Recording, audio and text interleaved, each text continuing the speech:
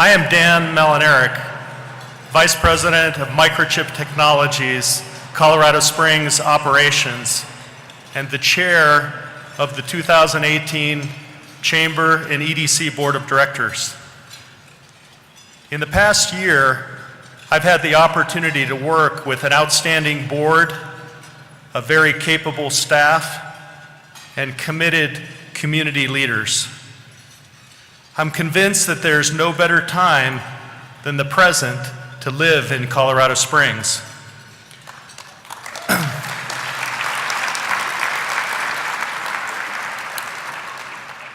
We are motivated and connected by our love for this community. We are grateful for our past, grateful to live in such a beautiful place, excited about the robust growth and investment in our city, and optimistic about the future. It's my honor to introduce our keynote speaker and my favorite politician. John Suthers is a lifetime resident of Colorado and the 41st mayor of Colorado Springs. Mayor Suthers' vision, leadership, and ability to foster collaboration have greatly benefited our community. Since taking office in 2015, Mayor Suthers has championed Colorado Springs in numerous initiatives ranging from statewide transportation and local road improvements, job growth, a successful campaign to establish dedicated stormwater maintenance funding, Banning Lewis Ranch annexation amendments that continue to spur that development. And the mayor's focus on economic development has been instrumental in bolstering our business community and developing an environment that businesses can thrive, whether it's new businesses coming to our community or local ones already existing that are expanding. He's been recognized for his leadership, both for his service as our mayor and for serving as Colorado's Attorney General for 10 years prior to taking office. Under his leadership, Colorado Springs has swiftly gained national attention for our strong economy, competitive affordability, superior quality of life, and high caliber workforce. It's my honor to welcome to the stage for his fourth State of the City address, the Honorable Mayor John Suthers.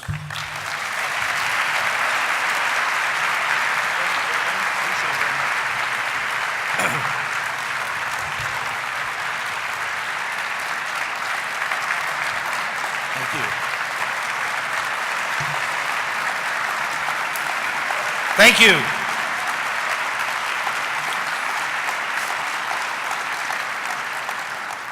Good afternoon, ladies and gentlemen. Thank you to those present and those watching on Springs TV and on social media for your interest in the state of our city. As was indicated, this is my fourth State of the City address since my election in the spring of 2015.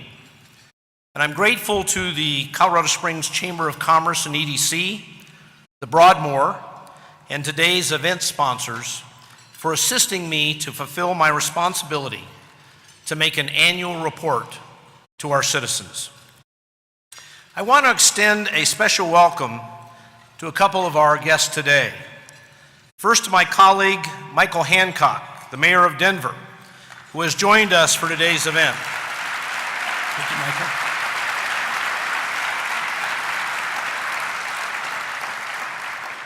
Mayor Hancock and I are the yin and yang of mayoral politics in Colorado, and I greatly enjoy our relationship. I was just a few minutes ago, and those at the table can attest, I was trying to get him to hold the Democratic Mayors Conference at the Broadmoor.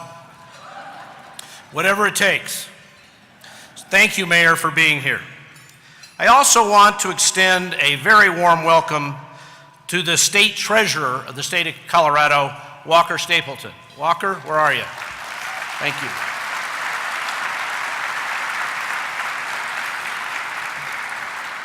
Thank you for joining us today, Walker. I can't imagine why you'd want to be in a room with so many people, a lot of them being Republicans. I just can't figure that out.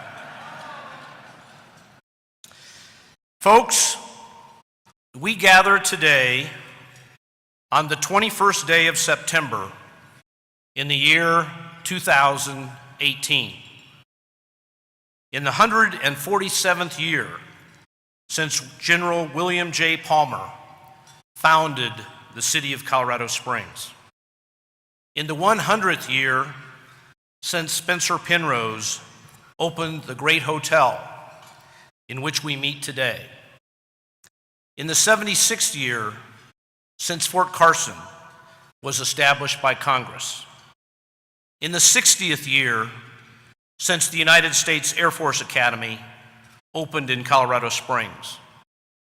In the 53rd year since the University of Colorado at Colorado Springs was established, and in the 40th year since the United States Olympic Committee moved its headquarters to Colorado Springs.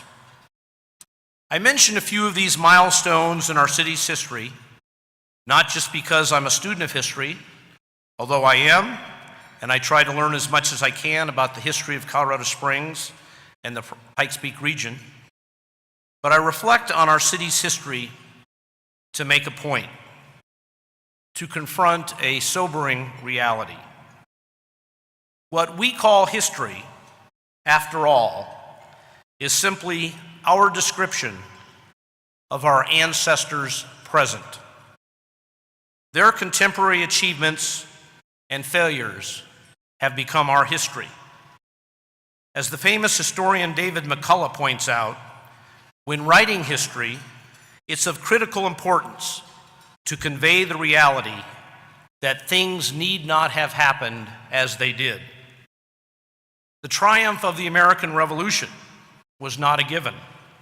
The victory of the Allies in World War II was not certain, and William Palmer could not be certain the colony he created in 1871 would grow and prosper and become a great city. Frankly, the odds weren't very good. There are 73 incorporated cities in Colorado today, but there are over 1,500 ghost towns. The fact Palmer invested so much of his own money in Colorado Springs certainly improved the odds. But the life of our ancestors in Colorado Springs was no more certain than ours. They knew no better how things would turn out than we do. But they confronted issues, made decisions, and took actions, both good and bad, which have become our history. And ladies and gentlemen, the issues, decisions, actions, and opportunities for leadership that I discuss today will become part of the history of Colorado Springs for those generations that follow us. So while we should never take ourselves too seriously, we must take our responsibilities to future generations very seriously. Now, as to the state of our city today, we need not consider only subjective self-assessments. We can consider the assessment of a leading national news organization that applied objective metrics to compare the most dynamic and economically prosperous cities in America. In doing so, U.S. News & World Report rated Colorado Springs the second best place in America to live and the number one most desirable city in America.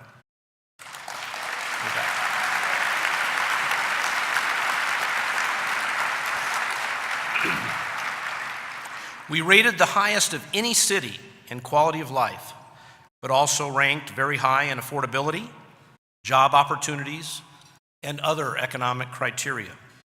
Our healthcare and educational institutions also rate high. The fact is, as a result of unprecedented levels of public and private investment, Colorado Springs has taken its place among the great cities of America.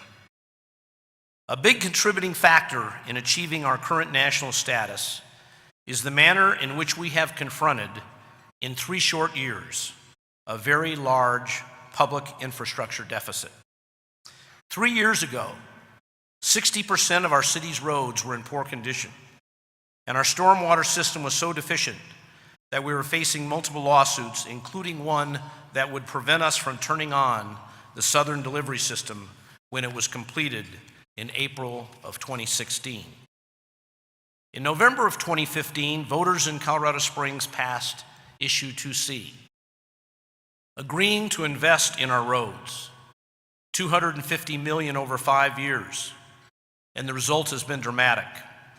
When the third season of paving is complete next month, we will have paved 700 miles of road and improved 467,000 linear feet of curb and gutter, including 3,226 pedestrian ramps in compliance with the Americans with Disabilities Act.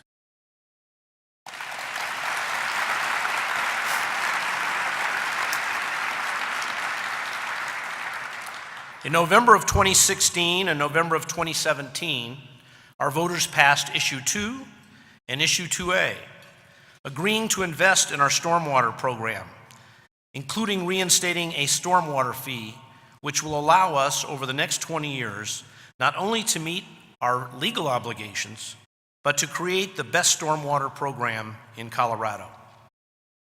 Further, general fund dollars freed up by the passage of the stormwater fee will allow us to hire 120 police officers and 32 firefighters over the next 4 years.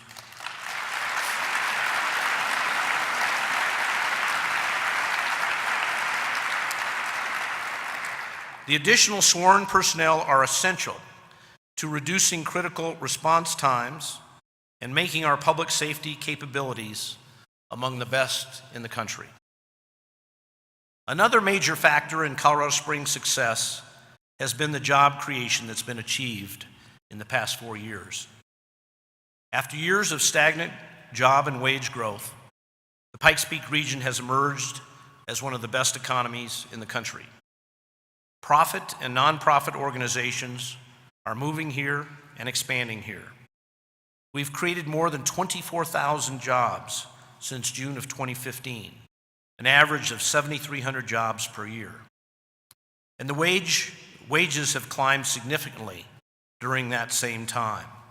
And we're talking about very good jobs. The median salary for posted jobs in our region is currently over $77,000.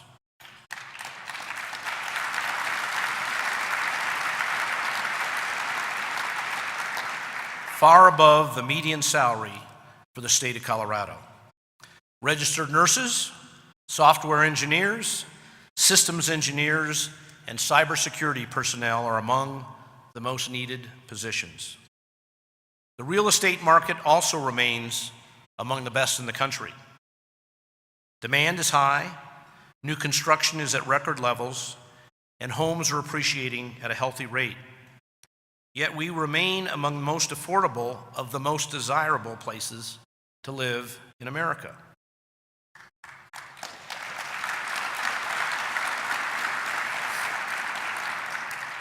In April of this year, the City Council ensured that we will continue to offer affordable housing options and a high quality of life to city residents by approving an amended annexation agreement for Banning Lewis Ranch, ensuring that our city has the necessary room to grow.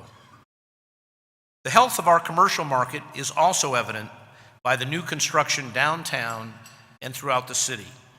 New residential units and business growth are increasing the vitality of our downtown core, and there are more exciting things to come.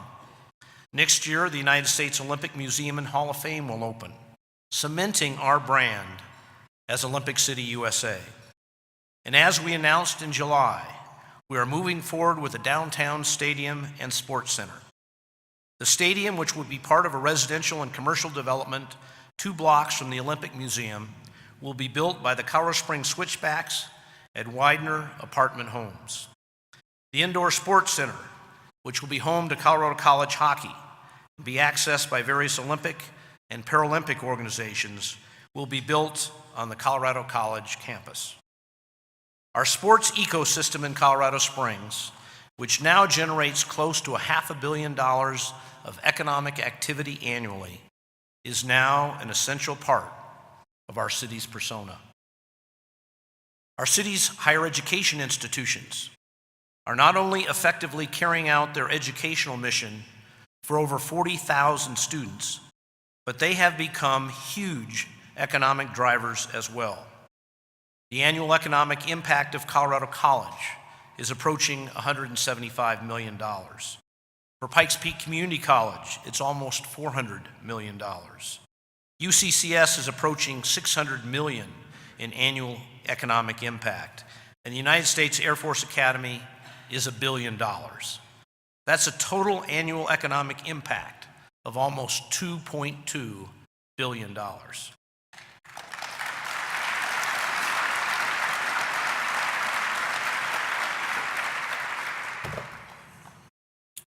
Our airport is continuing its resurgence. After bottoming out at 600,000 employments in 2015, we have seen increasing traffic ever since and expect a total of 900,000 employments in 2018. And our tourism industry continues at record-breaking levels. Our local tourist venues are seeing record attendance, and the Gazette reported earlier this year that no less than 22 hotels or motels were under construction or in the planning stage in El Paso County. And despite new hotels and motels coming online, our occupancy rates continue to increase. As indicated earlier, our success in Colorado Springs is due to our unprecedented level of public and private investment. Our citizens deserve great credit. And yes, let's give our citizens a hand.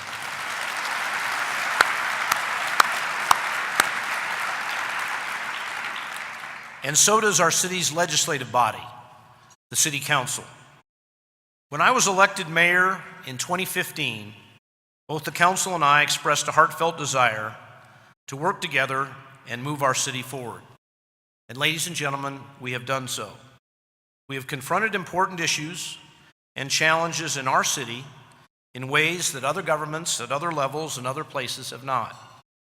Since June of 2015, our City Council has eliminated the business personal property tax and improved the business climate in our city, referred important infrastructure measures to the ballot, approved an intergovernmental agreement with Pueblo essential to our city's future, approved an amended annexation agreement for Banning Lewis Ranch, also essential to our future, provided increased funding for police and fire staffing, returned transit funding to levels committed to years ago, facilitated affordable housing projects in our community, and made major landlords more accountable for the condition of their properties. The council has also been very engaged in the difficult task of balancing public sentiment, the law, and compassion in dealing with the problems of chronic homelessness in our community. So I want to take this opportunity to publicly express my great appreciation to the council for the tremendous work they've done over the last 3.5 years.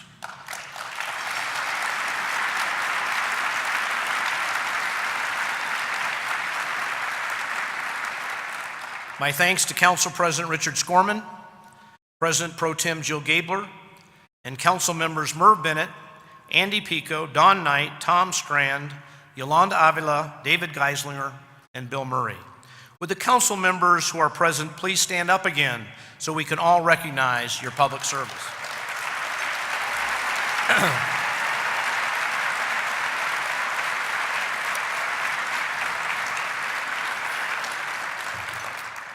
Okay, there's something intriguing going on. There's 2 over here and all the rest of them over here. I think we need to start some rumors. As many of you know, Councilmember Merv Bennett is term limited and will be leaving council in April. And I'd like to express special thanks to him for his dedication to our city during his 2 terms on council, including 2 years as council president. Merv, stand and take another bow.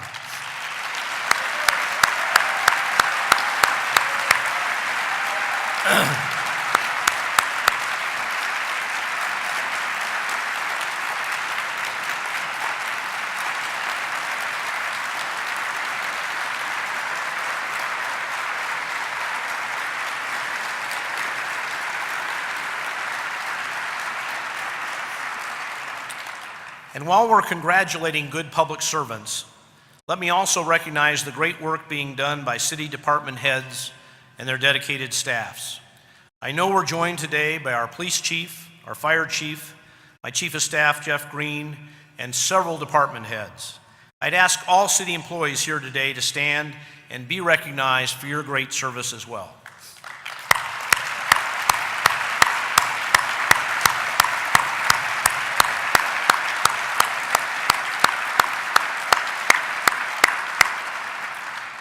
And we have dedicated city utilities employees here as well.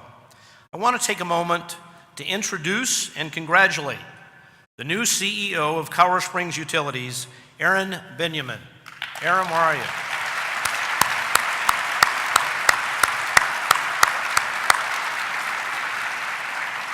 And I also want to thank interim CEO Eric Tharp for his leadership over the last several months. Eric.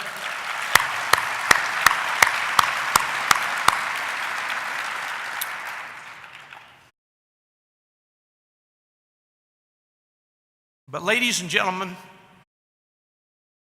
there is one outstanding public servant in Colorado Springs that cannot be with us today. Colorado Springs police officer Jim Duzel was shot in the head when he responded to a call in the early morning hours of August 2nd. For weeks, his life hung in the balance. Today, he's recovering at Craig Rehabilitation Hospital. Folks, there are lots of cameras in this room here today, so let's have those cameras document this audience expression of appreciation for Officer Duzel and the sacrifice he's made for our city. Let's stand and let Officer Duzel know how we feel.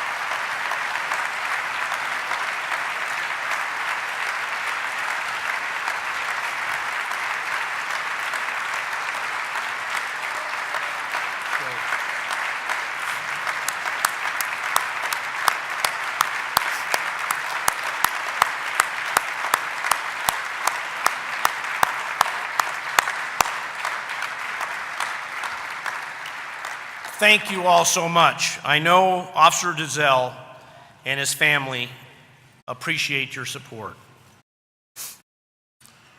Governor John Hickenlooper will be leaving office in January, and I want to express my personal thanks to him for the close working relationship he and I have enjoyed over the years. Governor Hickenlooper has been mindful of Colorado Springs' interests, and among other things was instrumental in having the National Cybersecurity Center locate in Colorado Springs and ensuring it had funding to get off the ground. And term-limited State Senator Kent Lambert also deserves great kudos for his unwavering support of the NCC. While so much of our news in Colorado Springs has been positive, we continue to address ongoing challenges.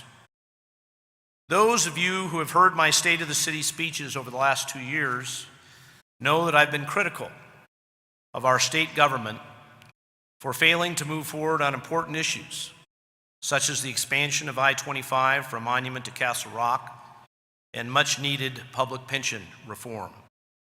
So it's very appropriate today that I commend the Governor, the General Assembly, and the Colorado Department of Transportation for finding a way to make the I-25 expansion happen much sooner than initially projected.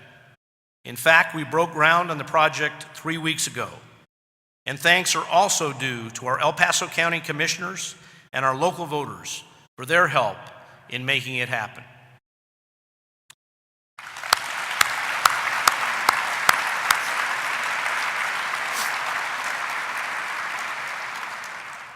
The governor and legislature also made considerable progress this year on pension reform. My hope is that they'll closely monitor the impact of this year's changes and take whatever future steps are necessary to protect the fiscal integrity of the pension funds and the interests of Colorado taxpayers.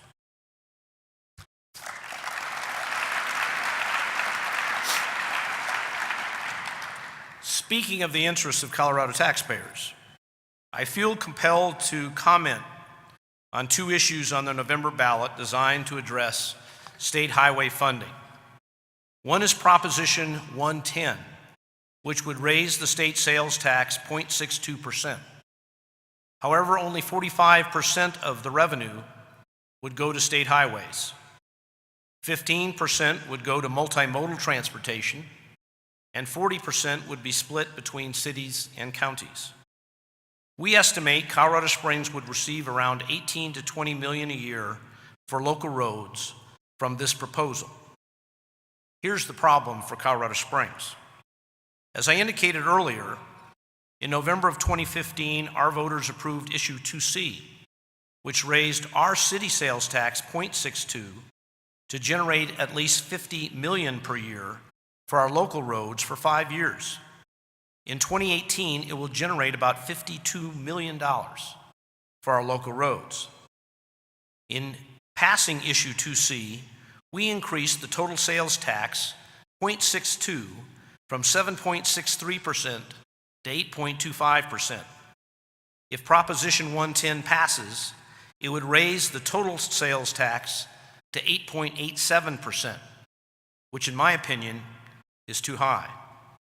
If that happens, the council and I probably wouldn't seek to renew 2C for another 5 years in 2020, in which case Colorado Springs would be giving up over 50 million per year in local road construction for about 18 to 20 million. That's not a good deal. And there's another ballot issue, Proposition 109, otherwise known as Fix Our Damn Roads, which would direct the legislature to use existing state revenue to bond $3.5 billion in state highway construction without raising taxes. So for the residents of Colorado Springs at least, I'd suggest that Proposition 109, the Fix Our Damn Roads proposal, is a better deal. You get $3.5 billion in state highway investment without a tax increase, and you get to retain a much higher level of investment in local roads. Our booming local economy, with rising rents and housing costs, has made the always pressing issue of affordable housing even more pressing. The council and I will use all the tools in our toolbox to facilitate the expansion of affordable housing in Colorado Springs. That means utilizing state and local resources, including low-income housing tax credits, private activity bonds, the El Paso County Housing Trust Fund, and the city's federal grants from the Department of Housing and Urban Development. The many housing units managed by the Colorado Springs Housing Authority need to be updated and expanded. We need to facilitate development of affordable units by nonprofits like Grescio, Partners in Housing, and Rocky Mountain Community Land Trust. And we need to ensure local developers are aware of various incentives available to construct affordable housing in our community. I'm pleased to report that 485 affordable units have recently been completed or soon will be.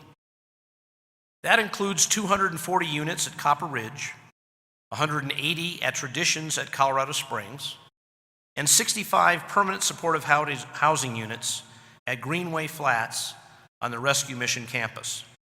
In addition, more than 400 existing households also received assistance with down payments and essential repairs.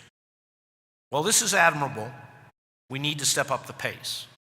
I would suggest we make it a community goal to build, preserve, and create opportunities to purchase an average of 1,000 affordable units per year over the next 5 years.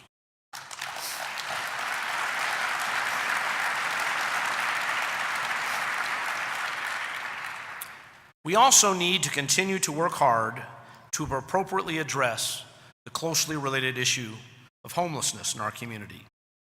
That means ensuring that service providers are available to meet shelter needs and address mental health and substance abuse problems, and also trying to minimize the adverse impact of homelessness on the health, safety, and welfare of all our citizens. It's a difficult balancing act, and I want to thank all the individuals and organizations that are working so hard to address the difficult issues involved. The Springs Rescue Mission, Salvation Army, Catholic Charities, Pikes Peak United Way, Urban Peak, Peak Vista, Community Health Partnerships, and all the Continuum of Care members. These agencies are working together to provide complementary but not duplicative services. And our local churches are providing thousands of volunteer hours and thousands of dollars to the effort through the COS I Love You initiative. I appreciate the City Council passing a ban on camping within 100 feet of our waterways. That was a necessary public health initiative. Our immediate goals are to assist the Springs Rescue Mission and Salvation Army to add more than 300 low-barrier beds to the 300 already existing. We believe that will allow us to aggressively enforce no camping bans. Further, our municipal court will create a homeless court program to divert those cited for various offenses to the mental health, drug treatment, and shelter programs they need.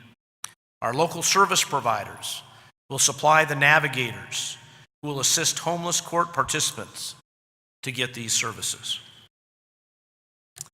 Our booming tourism industry suffered a bit of a setback when the historic Pikes Peak Cog Railway closed due to aging infrastructure.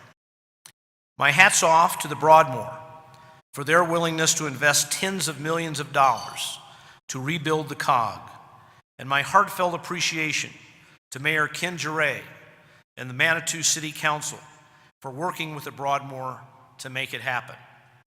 I am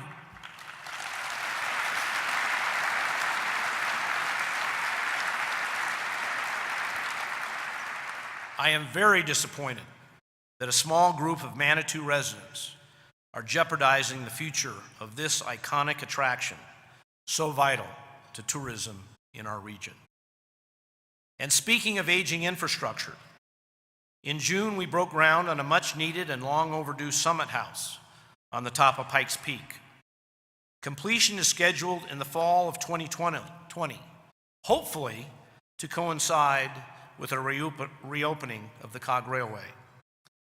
The challenge is we need to raise up to $15 million of the total cost of almost $60 million from private sources.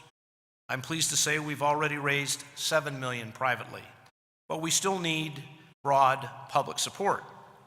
And just think, if everyone here today made a donation at givetoPikesPeak.org, we'd be off to a great start. Ladies and gentlemen, there is so much going on in our city that it would take a speech of insufferable length, even more insufferable than what you've just heard, to adequately summarize it all.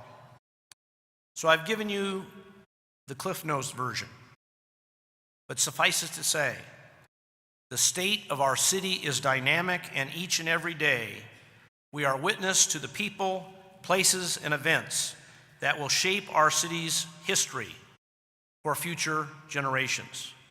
Our present will be their history.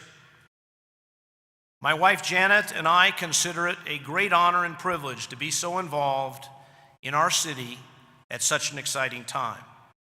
The fact we both literally grew up with Colorado Springs adds to the meaning and purpose we derive from the task. It's Janet's love and support that helps me suffer the slings and arrows of public office and gives me the stamina and perseverance to stay laser focused on the job of moving our city forward. Thank you, Janet, for all you do for me and for Olympic City, USA.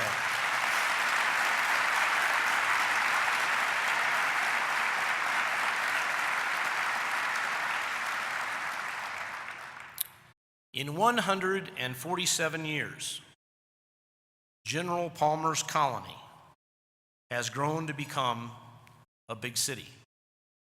Little London has grown to be among the best cities in America to live, work, and play. And it's a tribute to our predecessors that even after 147 years and a population of almost 500,000 people, Colorado Springs is the most desirable city in America to live. Our job is to ensure it remains so far into the future. As I say repeatedly, our challenge today as citizens of this great city remains the same that General Palmer embraced.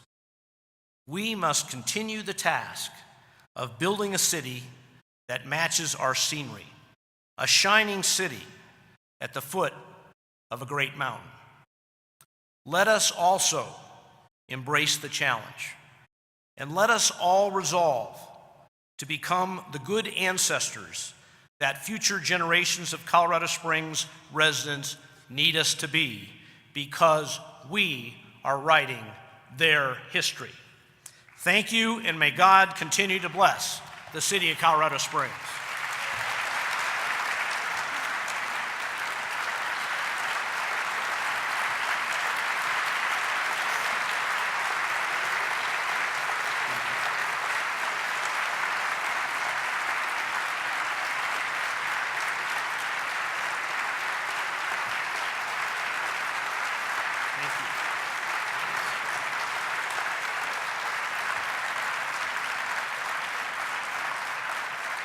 Thank you all very much.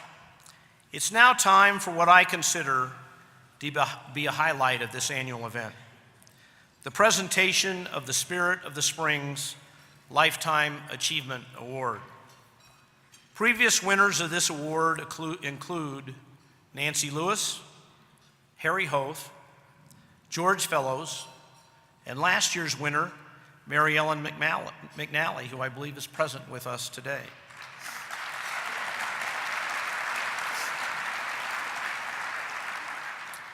Ladies and gentlemen, I would need a lot more time than we have to list all the achievements of this year's very worthy recipient, Mr. Chuck Murphy.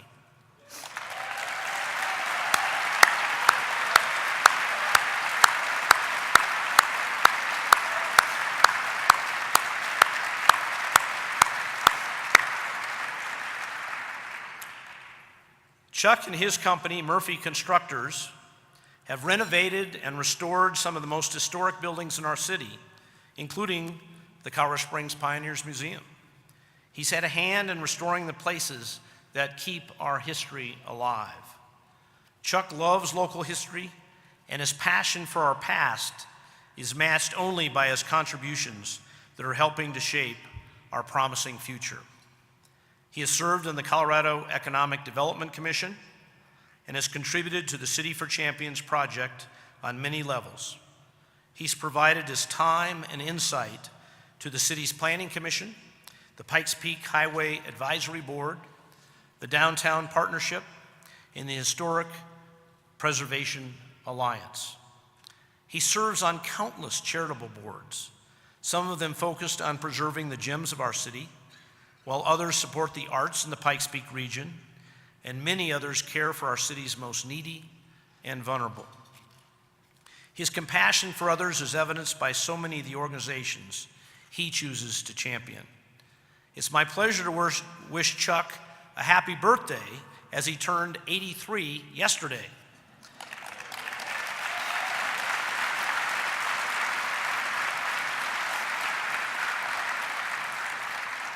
It was pretty clear I don't think Chuck has plans to slow down very much.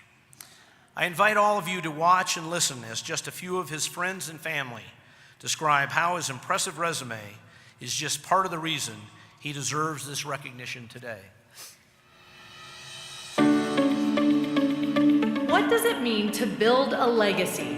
For Chuck Murphy, it has happened in Colorado Springs one project at a time and one relationship at a time. I first met Chuck Murphy close to 30 years ago, we were trying to turn the old Cheyenne Hotel at the corner of Pikes Peak and Cascade into what eventually would be the Phantom Canyon Brewing Company. Chuck was the general contractor who helped me estimate all the costs, and we got down to about, it was $40,000 we were still fighting over. And Chuck looked at me and he says, you know, you seem like an awful good guy. Why don't we just split it and go have a beer? And we did, and we've been best friends ever since. If it wasn't for Chuck Murphy, we wouldn't have ever gotten Phantom Canyon done.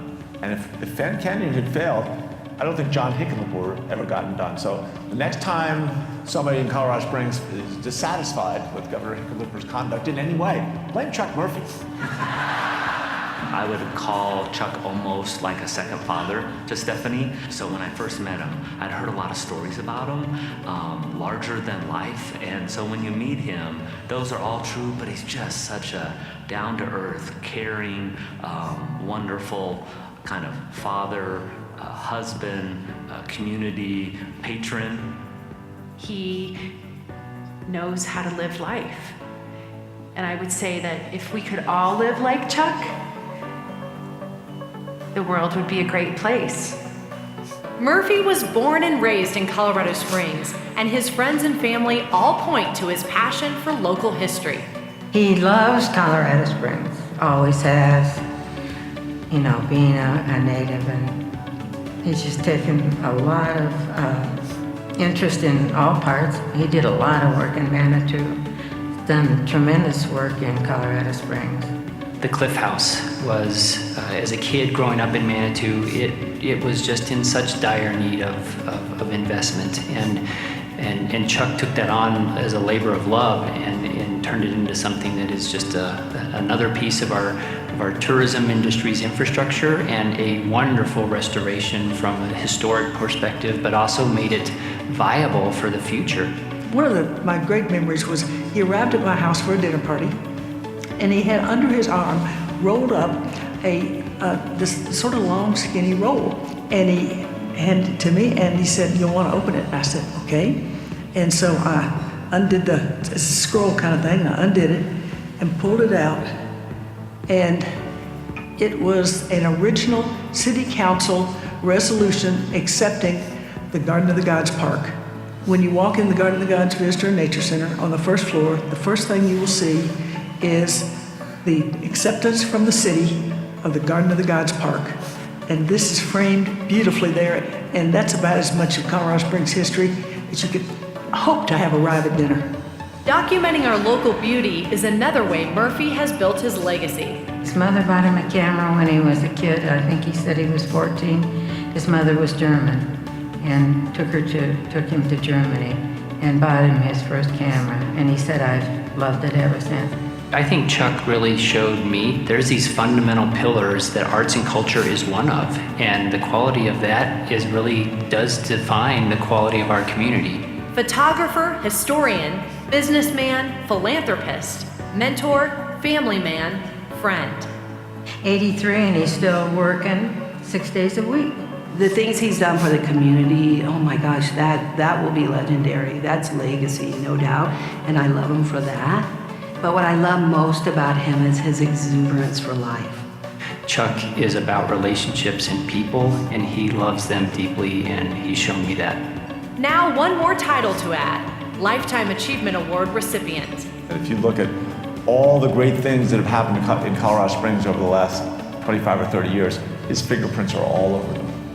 He shares the journey of every single one of our lives in a way that no one else in this community does. Congratulations to Chuck Murphy for building a legacy of devotion to a grateful city.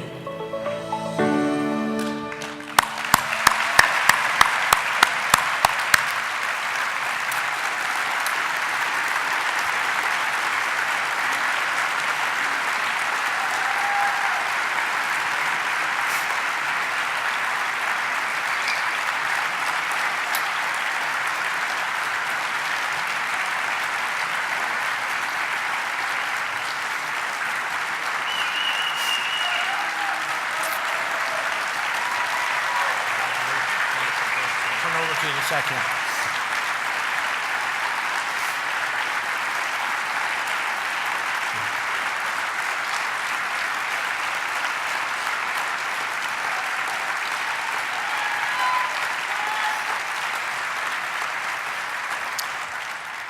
I want to welcome and recognize all of Chuck's family, friends, and fans who are here today.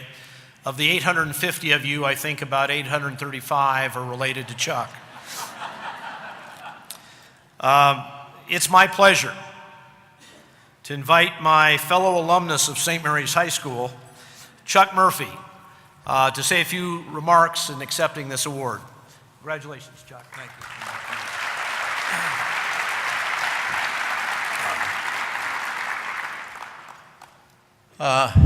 My bladder is attached to my eyes. So it's not easy for me in situations like this to tear up easily. First of all, we are so fortunate to live here. And we are so fortunate to have this marvelous mayor and his wife that dedicate their life to this city.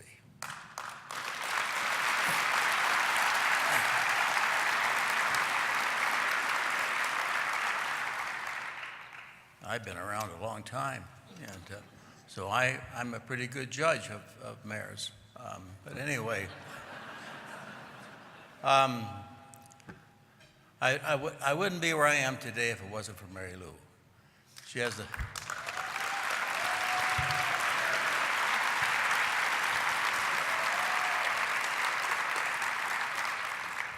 I met her when I was at Regis, and she was in nurses training, and boy, I tell you, it's the best thing that ever happened to me, you know. And we got married December 29th. We'll be married 62 years this December.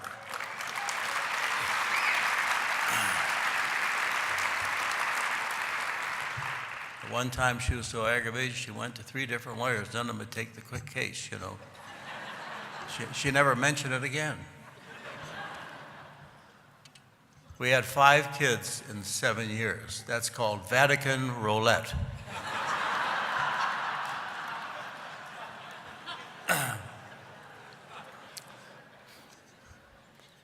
I'm honored to have my sister Sheila here and her husband Patrick, and I'm also honored to have all of our kids here,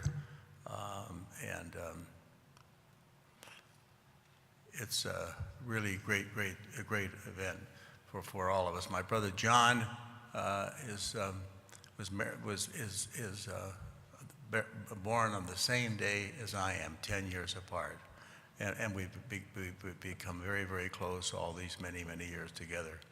John's a retired attorney and a great friend to us all, and he's been fighting a horrible disease called cancer, and he's succeeded. Where so many others unfortunately failed. I'm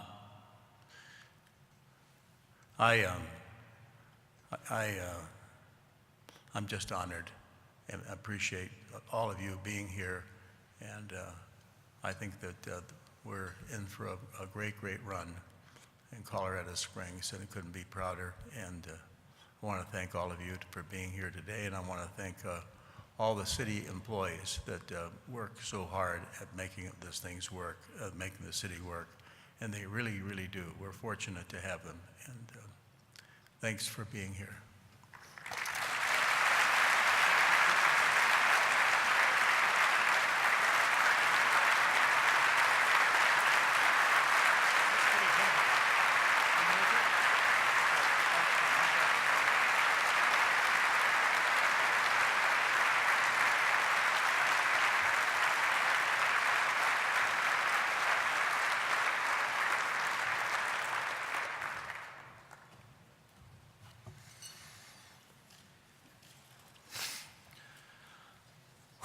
Who wants to go back to work now? Chuck, thank you for your service to the community. Congratulations to you. Mary Lou, bless you. You get an extra star in your crown. Thank you both for all that you have done through the years for the city of Colorado Springs. Mayor Southers, I remember three items on which your first term as mayor was based. One was collaboration, stronger collaboration with city council. One was job creation, and the third was rebuilding our infrastructure, and you've done it. Congratulations, and thank you for that. Darn right.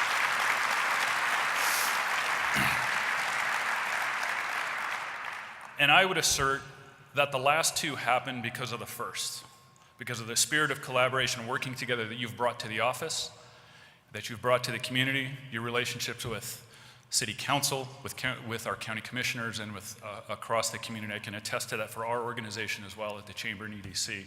So I'd say to you and your administration, and to City Council in particular, thank you very much for the way you've led and for the progress that you've helped achieve for the community.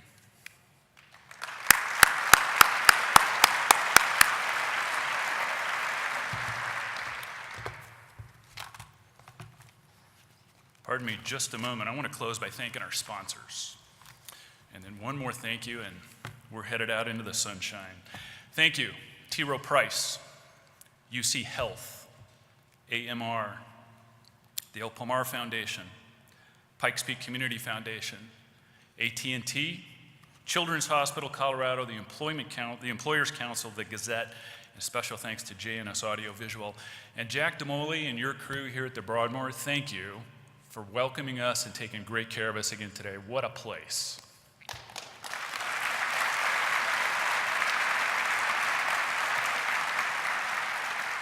If you enjoyed the State of the City today, two more things I'll bring to your attention. October 5th, join Andy Vick, Mayor Suthers, and me at the Business and Arts Luncheon, which we co-host with the Cultural Office of the Pikes Peak region.